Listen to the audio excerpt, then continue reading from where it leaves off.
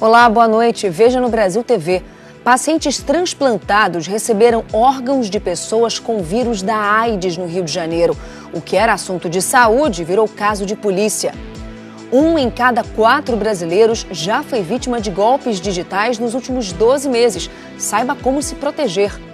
Aposentados do INSS perdem o benefício por falta de prova de vida. Veja como evitar que isso aconteça. E você também vai ver. Empresas abrem vagas para trabalho temporário nos últimos meses do ano. E uma nova tecnologia pode ajudar pessoas que têm deficiência física. Os testes já começaram. E ainda, as celebrações desse fim de semana. Romeiros montam acampamento em Aparecida do Norte e fiéis fazem procissões na grande festa do Círio de Nazaré, no Pará. Sexta-feira, dia 11 de outubro, agora no Brasil TV.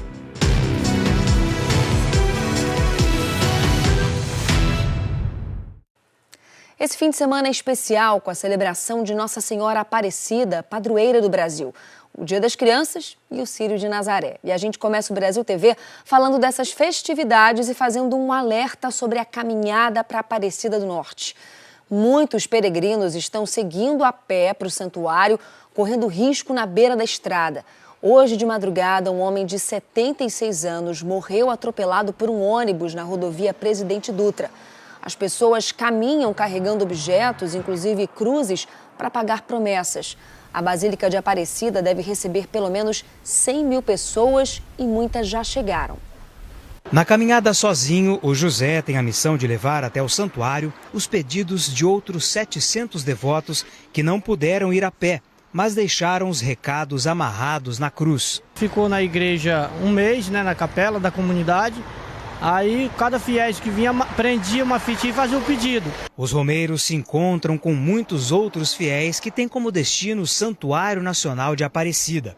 A entrada do estacionamento recebe ônibus o tempo todo. A Ana saiu da cidade de Pranchita, no Paraná. Viajou mais de 1.200 quilômetros até chegar em Aparecida. Eu venho agradecer a Mãe Maria pela cura de um câncer de tireoide que eu tive há 2 anos e meio. E foi muita graça alcançada, foi muita oração. O estacionamento de ônibus do Santuário Nacional de Nossa Senhora Aparecida tem capacidade para 2.000 ônibus. Fazendo um cálculo aproximado, cada ônibus traz cerca de 50 pessoas. São 100 mil romeiros que chegam aqui nessa semana do dia 12 de outubro e transformam esse espaço numa casa improvisada. Este ônibus trouxe romeiros de Conselheiro Lafayette, em Minas Gerais, e virou a casa do seu Márcio. A cama já está no jeito para a noite. Tranquilo. Eles improvisam o dormitório e até a cozinha. Aqui para nós é um hotel. 5 estrelas para nós, que é muito gostoso. Fomos visitar a Santa primeiro, né? Agora a gente vai tomar um cafezinho. Em Belém do Pará, a grande procissão do Círio de Nazaré, que atrai milhões de pessoas, vai ser no domingo, mas as romarias já começaram. O ritual de fé começa na Basílica Santuário, em Belém. É onde os romeiros paraenses se encontram para dar início à festa, fazer pedidos e agradecer. É muito amor por ela. A igreja amanheceu lotada. Depois das orações, a imagem peregrina de Nossa Senhora de Nazaré foi colocada em um carro da Polícia Rodoviária Federal. E de manto novo, como é a tradição, saiu em procissão. No hospital que trata pacientes com câncer, emoção quando o arcebispo de Belém levou a imagem da santa até os doentes. Viva Nossa Senhora! Fiéis enfrentam o calor e o cansaço debaixo de um sol forte para seguir com a santa pelas ruas de Belém e outros 2 municípios. A santa percorre 50 quilômetros e os fiéis vão junto, correndo, caminhando, pedalando. Muita gente também ocupa as calçadas ao longo do trajeto. A gente fica aqui, só esperando a passagem dela. Agradecer por mais um ano, então só gratidão. Fim de ano chegando e muitas empresas abrem vagas para serviços temporários. Um bom momento para quem está em busca de emprego. Em média, 15% das pessoas que começam a trabalhar por prazo determinado acabam sendo efetivadas. O trabalho do Marciel é selecionar os pedidos dos clientes no galpão desta empresa de comércio varejista. O cliente compra no nosso site e a gente não até 24 horas a gente separa o pedido e manda para o cliente. Quanto mais rápido o cliente fica mais feliz, né? Ele chegou como temporário, mas acabou de ser efetivado na função de auxiliar de movimentação. E muitas vagas, como a dele, estão abertas na empresa, como parte das contratações temporárias para o fim do ano. Nós temos vagas de auxiliar de movimentação, que ele faz a separação dos produtos. Temos vaga de carga e descarga, que é o time que descarrega os produtos dos fornecedores. A vaga de empilhador, né, que é para fazer a movimentação dos produtos. Essas contratações estão visando a Black Friday, que vem agora já em finalzinho de novembro, Natal e liquidação fantástica, que é na primeira semana de janeiro. Ao todo, são 3.600 vagas na região sudeste só desta companhia. Um número que acompanha uma tendência de alta nas contratações para 2025. De acordo com a Secretaria de Desenvolvimento Econômico, entre janeiro e setembro de 2024 foram oferecidas mais de 331 mil vagas de emprego pelos postos de atendimento ao trabalhador, os PATs.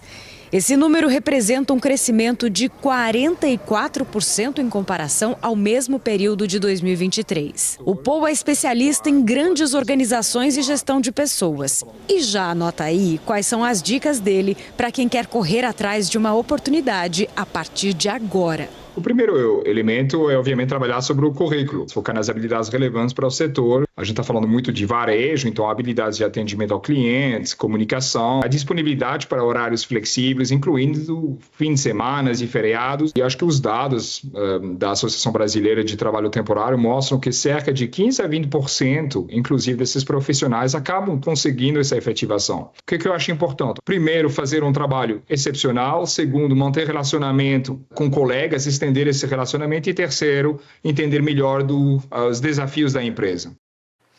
Agora, olha só esse protesto feito por uma moradora de um prédio em Belo Horizonte. Ela decidiu pagar o condomínio usando apenas moedas.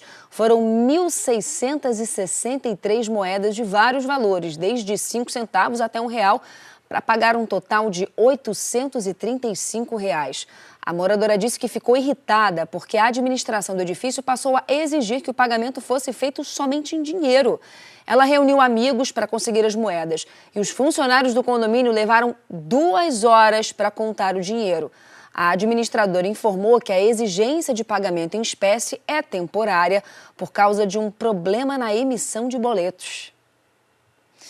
Agora, um caso muito grave que aconteceu no Rio de Janeiro. 6 pacientes transplantados receberam órgãos de pessoas que tinham vírus da AIDS. As autoridades de saúde e a polícia investigam para descobrir e punir os responsáveis. O laboratório PCS, que fica em Nova Iguaçu, está fechado. A interdição foi pedida pela Coordenadoria Estadual de Transplantes e pela Vigilância Sanitária Estadual, depois que 6 pacientes transplantados foram detectados com HIV. Tivemos acesso aos laudos do laboratório que mostram que os exames feitos nos doadores teriam dado negativo. A primeira coleta teria sido feita no dia 23 de janeiro deste ano. O exame do doador deu não reagente para HIV. A outra coleta de uma doadora teria sido feita no dia 25 de maio deste ano e também apresentou o resultado negativo para HIV. Mas a Anvisa descobriu que o laboratório PCS não tinha kits para a realização dos exames de sangue e também não apresentou documentos comprovando a compra dos itens, o que levantou a suspeita de que os testes podem não ter sido feitos e que os resultados tenham sido forjados.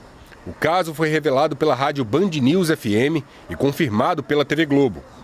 A situação foi descoberta no último dia 10 de setembro, quando um paciente transplantado foi ao hospital com sintomas neurológicos e teve o resultado para HIV positivo.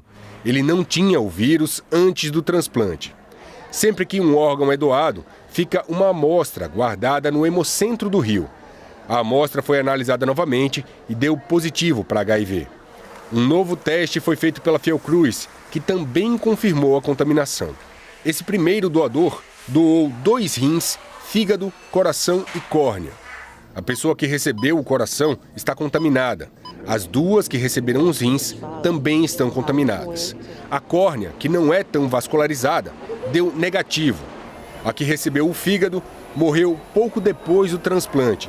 A pessoa já estava em estado grave e a morte não teria qualquer relação com a contaminação. No dia 3 de outubro, mais um paciente transplantado apresentou sintomas neurológicos e testou positivo para HIV. Ele também não tinha o vírus antes do transplante. Até o momento, 6 pacientes que receberam órgãos transplantados no Rio de Janeiro foram infectados com HIV. 286 amostras de doadores estão sendo retestadas. A Secretaria abriu sindicância para apurar o caso. Foi um assunto sem precedentes, esse evento grave que não poderia ter acontecido. A gente vai pautar na sindicância todo o resultado de uma verdade que a gente vai buscar até o final para poder corrigir, caso ainda haja alguma outra correção a ser feita. O sistema é seguro, o sistema permanecerá seguro. Isso foi um caso sem precedentes que a gente vai buscar a todo momento alguma ação necessária para corrigir, se houver, mas que ele é seguro, ele está mantido seguro, que as pessoas doem e que doar salva muitas vidas. A gente já salvou mais de 16 mil vidas só aqui no Rio de Janeiro. Um em cada 4 brasileiros foi vítima de golpes digitais só nos últimos 12 meses. E o estado de São Paulo lidera esse ranking com 30% das vítimas. O Rafael recebeu uma ligação dessas no fim de um dia estressante de trabalho, com a cabeça cheia de preocupações. Não percebeu que do outro lado do telefone alguém se passava por funcionário de banco e dizia que o cartão dele estava sendo clonado. O Rafael caiu porque o golpista estava muito bem informado sobre ele, sobre o aplicativo do banco, e era muito gentil. E aí ele acabou me convencendo de que a minha conta tinha sido hackeada e que já haviam feito movimentações. 7 em cada 10 casos envolvendo golpes financeiros bancários começam com ligações telefônicas. Então os criminosos hoje criaram verdadeiras estruturas centrais de ligação e têm bases de dados que são vazadas e acabam fazendo com que essas pessoas recebam esses contatos e normalmente falseiam a identidade visual de bancos, falseiam um gerente. É muito importante pedir a identidade do interlocutor, né, o nome e o protocolo. Todas essas empresas, esses bancos, essas instituições são obrigadas a passar o número do protocolo. E qual que é a nossa instrução? Desligue imediatamente a ligação, ligue para o serviço de call center, né, do órgão, do banco, e cheque se esse número de protocolo é real. Para não correr riscos, a dona Zilma configurou o celular para não receber ligações de números desconhecidos. O telefone desconhecido eu não atendo, porque eu tenho medo, né? Aposentados do INSS devem estar atentos para a apresentação da prova de vida. A repórter Isabela Mello conversou com pessoas que tiveram os benefícios cortados porque não comprovaram que estão vivas. Foram 37 anos em sala de aula ensinando História e Sociologia na rede pública. Em 2017, o Henrique se aposentou e vinha recebendo a aposentadoria normalmente. Em maio, no mês do aniversário, ele foi até a agência do BRB para fazer a prova de vida. Mas foi informado pelo gerente de que não precisaria fazer a comprovação anual. Resultado, agora em outubro, a aposentadoria suspensa. E você ficando sem salário, você tem que pegar emprestado no banco. Aí a grande pergunta é, o banco vai ressarcir esses juros, esse tempo que você pegou emprestado do dinheiro? A prova de vida é requisito para continuar recebendo o benefício. Quando o aposentado ou pensionista não faz a comprovação, a aposentadoria é suspensa até que a situação seja regularizada. O procedimento deve ser feito anualmente, no mês de aniversário do beneficiário. E pode ser presencial, em qualquer agência do BRB ou pelo aplicativo Prova de Vida GDF. A prova de vida tem o objetivo de evitar pagamentos indevidos e prejuízos ao sistema de previdência do DF. Só no ano passado, o IPREV afirma que identificou 285 beneficiários que já tinham morrido e garantiu o retorno de mais de 3 milhões aos cofres públicos. Agora, em 2024, foram suspensos os benefícios de mais de 2.300 aposentados e pensionistas, nascidos entre janeiro e junho, que não fizeram a prova de vida. Desse total, segundo o Instituto, 944 seguem pendentes. Sobre os nascidos em julho e agosto, mais de 1.000 beneficiários ainda não fizeram a comprovação anual obrigatória. E o IPREV prorrogou o prazo até o próximo dia 16, quarta da semana que vem. O Banco de Brasília afirma que 30% das provas de vida são feitas pelo aplicativo, lançado em 2022. O banco não respondeu sobre a falta de informações ou orientações erradas nas agências. A gente vai para o intervalo, é rapidinho e na volta você vai ver, hein? Uma exposição celebra a cultura e a natureza exuberante do centro-oeste do Brasil. E as obras são de artistas da região. A gente mostra já já.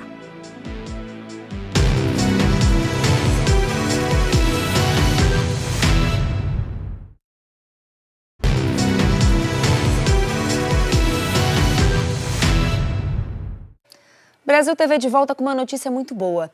A onça, apelidada de Itapira, que tinha sofrido queimaduras no incêndio florestal em agosto, se recuperou e já está de volta ao Pantanal. Como é bom estar em casa. Essas são as primeiras imagens da Itapira, solta no Pantanal sul-mato-grossense, depois de receber alta dos veterinários que cuidaram dela. Ela recuperou super bem, recuperação bastante rápida, mais rápido do que a gente imaginava, né? E deu tudo certo, ela está indo embora. Ela consegue expor as garras, ela vai conseguir caçar, subir em árvore, voltar exatamente como ela saiu. Itapira foi vítima de um grande incêndio no Pantanal em agosto. Ela teve queimaduras de 2º grau nas patas e foi transferida para o Instituto Nex, em Corumbá de Goiás, onde ficou internada por cerca de 50 dias. Aqui ela passou por tratamento com ozônio e laser terapia. Os curativos foram feitos a cada 2 dias e ela também recebeu remédios anti-inflamatórios. A onça foi sedada para a última avaliação médica. Também recebeu um colar de monitoramento para que os veterinários possam acompanhar os passos dela após o tratamento, feito a 1.200 quilômetros longe de casa. E ainda sobrou tempo para a despedida. Boa sorte. Que Deus te proteja. Eu gostaria que todas as onças tivessem vida livre, como ela vai ter chance de poder viver. É assim que deviam estar todas as onças vivas, saudáveis e de vida livre. Uma artista plástica brasiliense reuniu obras dos alunos numa exposição sobre a cultura e a natureza do centro-oeste do país. A mostra vai até o próximo dia 20 no Jardim Botânico de Brasília. Cláudia Safatli é uma das jornalistas econômicas mais prestigiadas do país. Escritora, finalista do Prêmio Jabuti e vencedora de um Prêmio ESSO do jornalismo, acompanhou de perto todos os mais recentes planos econômicos. Em janeiro deste ano, a Cláudia sofreu um acidente vascular cerebral. Isso afetou a fala e os movimentos, mas não o desejo permanente pelo conhecimento. A jornalista se redescobriu na pintura. 10 meses depois do derrame, as telas marcam uma nova fase em sua vida. É um sentimento de estar abrindo uma nova história. Quem ajudou a escrever essa nova página na história foi a professora de artes, Lilian Lauper. Eu sou Lilian Lauper, artista plástica brasiliense, com 40 anos de carreira. Minhas alunas, na grande maioria, são 50 a mais. Eu sou uma artista moderna. A professora Lilian organizou uma exposição com as obras de seus alunos no Centro de Visitantes do Jardim Botânico de Brasília. Além das técnicas e das imagens retratadas, uma exposição como essa é uma oportunidade para que os visitantes saibam que por trás de cada obra de arte existe um artista com uma história que merece ser contada. Felipe, por exemplo, tem uma vida dedicada à ciência. É pesquisador da Embrapa e profundo conhecedor do Cerrado. Encontrou na pintura uma forma de alertar sobre a destruição da natureza. Nessa tela fica a reflexão. O que estamos fazendo com a água que nos resta? Essa consciência do nosso papel como cientista, do nosso papel como artista para fazer com que essa informação chegue no consumidor dessa água e entenda esse papel que a gente não deve botar fogo, que a gente tem que fazer um papel responsável na conservação dessa água, é isso que eu procuro representar em algumas das minhas obras. A Vilma é a veterana dessa turma, está com 90 anos. Nas suas obras, 2 paixões: as curvas da arquitetura de Brasília e das árvores do Cerrado. Inclusive, quando eu olho as árvores, todas, cada uma de um jeito, então dá vontade de pintar tudo.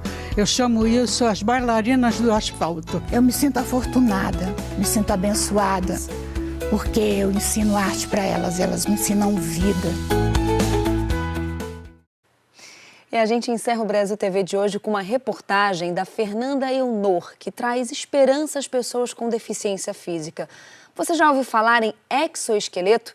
Essa tecnologia pode mudar a vida de quem não consegue andar.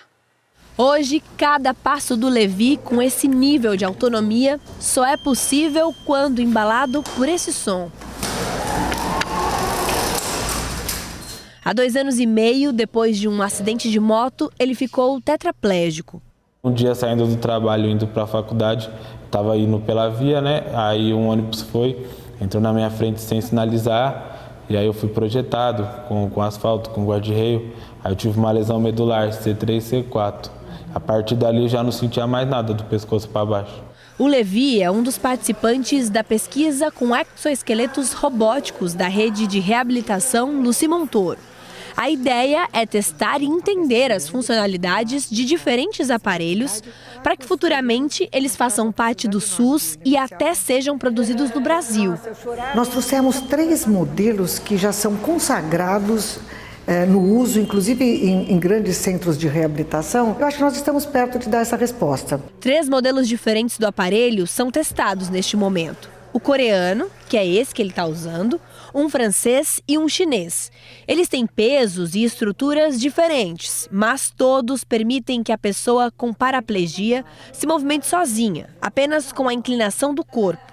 E os comandos são personalizados para cada paciente. Todo o movimento do robô é controlado pelo tablet, né? Então aqui no tablet a gente faz os ajustes individualizados para cada paciente e lá na fisioterapia a gente vê a dificuldade dele, se é tirar o pé do chão.